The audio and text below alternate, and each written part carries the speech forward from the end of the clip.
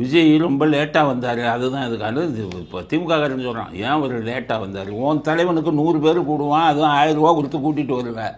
உன் தலைவன் பையனுக்கும் 100 பேர் தான் வருவான், 1000 ரூபா போட்டு கூட்டிகிட்டு வருவேன். நீ சொன்ன நேரத்துக்கு வருவேன். அவருக்கு ஆயிரக்கணக்கான கூட்டம் 40,000 50,000ன்னு கூட்டினா ஒவ்வொரு இடத்துலையும் தாமதம் வரத்தானே செய்யும்.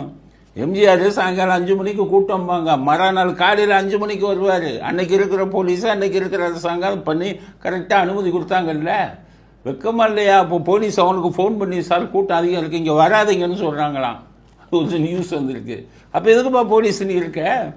மகாமகம் தெரியுமா? கும்பமேளா 45 கோடி பேர் வந்தான், 30 பேர் செத்தான். 45 கோடி பேர் வந்ததுக்கு நீங்கள் உங்கள் கையிலலாம் 45 கோடி வச்சுருந்தா எல்லாத்தையும் 45 கோடியும் காலி பண்ணியிருப்பீங்க. செக்யூரிட்டினா என்னன்னு தெரியலையே, க்ரௌடு மேனேஜ்மெண்ட்னா என்னென்னு போலீஸ்க்கு உனக்குன்னா எப்படி ட்ரைனிங் கொடுத்தாங்களா ஒழுங்கா? இல்லை ஸ்டாலினுக்கு பயந்துக்கிட்டு சொல்கிறீங்களா? வரக்கூடாதுன்னு சொல்கிறதுக்கு நீ யாருப்பா?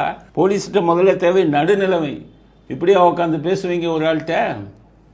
அதனால் அவங்க அதை சொல்கிறாங்க. என்னென்னா அது அவர் மேலே தப்பு, லேட்டாக வந்தார். கூட்டம் இருந்தால் லேட்டாக தான். உங்கள் ஆள் ஸ்டாலின்னா 1/2 மணி நேரத்தில் வந்துடலாம், உதயநிதினா 1/4 மணி நேரத்தில் வந்துடலாம். அவங்களுக்கு அப்படி தானே கூடும்.